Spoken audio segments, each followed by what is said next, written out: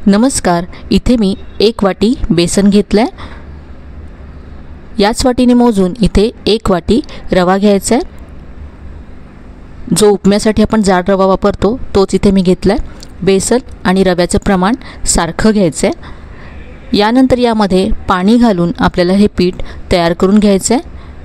थोडं थोडं पाणी घालत हे पीठ मिक्स करत जायचं आहे। याच्यातल्या सगळ्या गुठ्या काढून घ्यायच्या आणि स्मूथ असं पीठ तयार करून घ्यायचं आहे।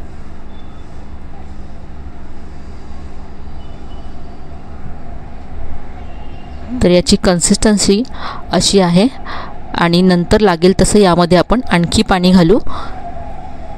आता हे झाकून असंच 10 ते 15 मिनिटं बाजूला ठेवायचं आहे आणि तोपर्यंत यामध्ये घालण्यासाठी फोडणी तयार करूया।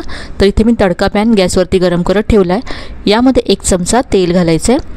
तेल गरम झालं की इथे पाव चमचा मोहरी घातली आहे। मोहरी छान तडतडल्यानंतर यामध्ये मी अर्धा चमचा जिरं घातलं, थोडासा कढीपत्ता बारीक चिरून घातला आणि यानंतर बारीक चिरलेली हिरवी मिरची घातली। सगळं तेलावरती परतून घ्यायचं आहे। गॅस बंद केल्यानंतर यामध्ये मी पाव चमचा हिंग घातला। ही फोडणी तयार आहे। आता ही फोडणी आपण जे पीठ झाकून ठेवलं आहे त्यामध्ये घालायची आहे। फोडणीमुळे ही रेसिपी आणखीनच खमंग होईल।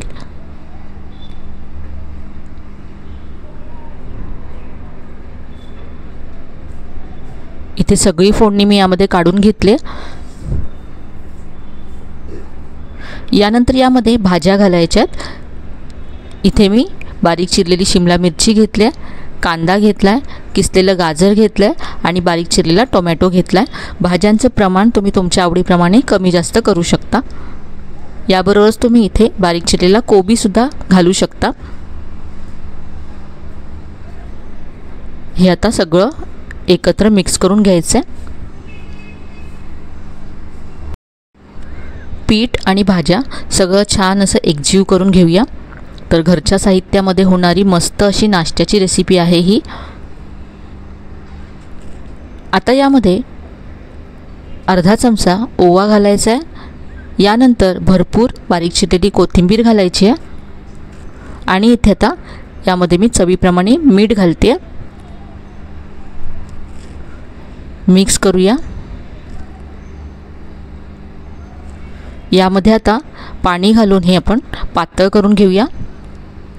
तर यापासून आपण धिरडी बनवणार आहोत। तर हे पीठ असं थोडंसं पातळ करून घेतलंय।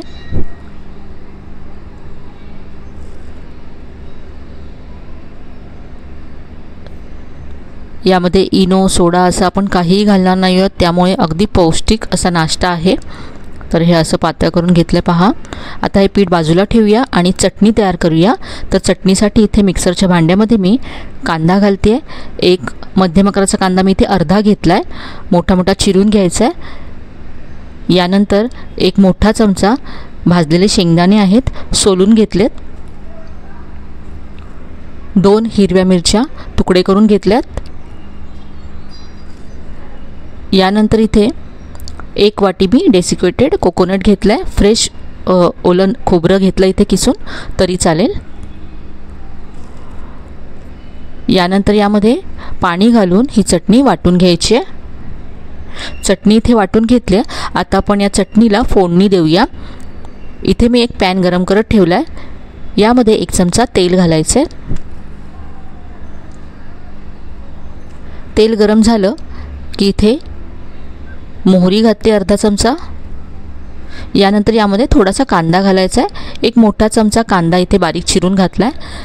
आता हा कांदा ब्राऊन होईपर्यंत आपल्याला परतून घ्यायचा आहे। थोडीशी वेगळ्या पद्धतीची चटणी आहे, चवीला खूप छान लागते। एकदा अशा पद्धतीने नक्की करून पहा, तुम्हाला नक्कीच आवडेल। अगदी पारंपरिक साऊथ इंडियन पद्धतीची नारळाची चटणी आपण बनवतो। इथे मी आता 1 लाल मिरची तुकडे करून घातली। यानंतर कढीपत्त्याची पानं घालायची आहेत 5 ते 6 आणि सगळं हे परतून घ्यायचं आहे।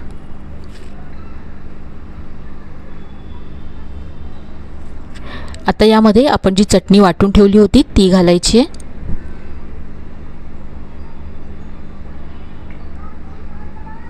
आणि आता मिक्सरच्या भांड्यामध्ये मी 2 चमचे पाणी घातलं आणि ते सुद्धा यामध्ये काढून घेतलंय।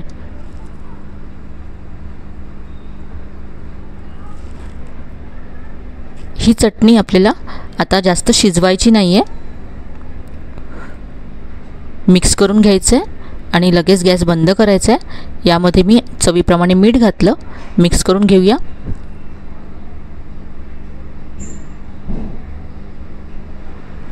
आणि गॅस मी बंद केला आहे। आता ही चटणी आपण थंड करून घेऊ। तर ही आपली पारंपरिक नारळाची चटणी तयार आहे। आता आपण धिरडी बनवूया। तर इथे मी डोसा तवा गरम करत ठेवला आहे, यावरती थोडंसं तेल घालायचं आहे, तेल पसरवून घेऊया। तुमच्याकडे जर छोटा नॉनस्टिक पॅन असेल तर त्यामध्ये सुद्धा तुम्ही ही धिरडी बनवू शकता, म्हणजे तुमची सगळी धिरडी एका आकाराची आणि राऊंड होतील। इथे मी डोसा तव्यामध्ये बनवते। थोडंसं वरून हे पीठ तव्यावर घालायचं, म्हणजे जाळी छान येते। सुरुवातीला तवा अगदी मस्त गरम करून घ्यायचा, नंतर गॅसची फ्लेम थोडीशी मीडियम करायची आणि मग हे पीठ घालायचं। एका बाजूने भाजल्यानंतर पूर्ण ड्राय झाल्यानंतर आपण थोडंसं तेल घालू आणि हे धिरडं उलटून घेऊ।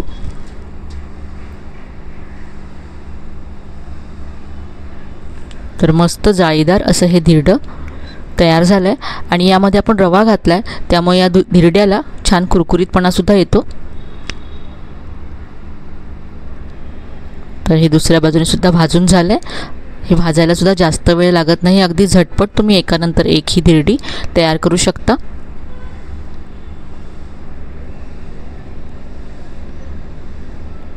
दुसऱ्या बाजूने सुद्धा हे भाजलं गेलं आहे, काढून घेऊया।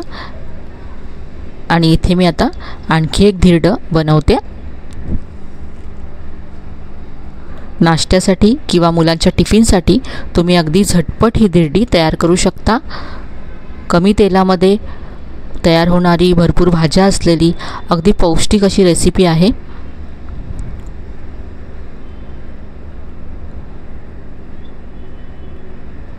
तर हे दुसरं धिरडं सुद्धा मी दोन्ही बाजूने छान खरपूस असं भाजून घेतलंय।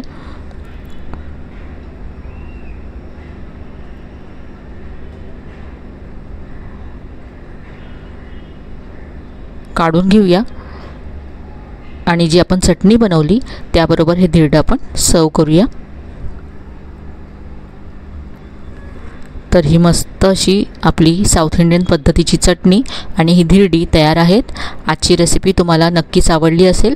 रेसिपी कशी वाटली कमेंटमध्ये कळवायला विसरू नका। रेसिपी आवडली असेल तर व्हिडिओला लाईक करा, शेअर करा। चॅनलला अजून सबस्क्राईब केलं नसेल तर नक्की सबस्क्राईब करा। चला तर मग पुन्हा भेटूया अशा छान छान आणि नवीन नवीन रेसिपीसह। तोपर्यंत धन्यवाद।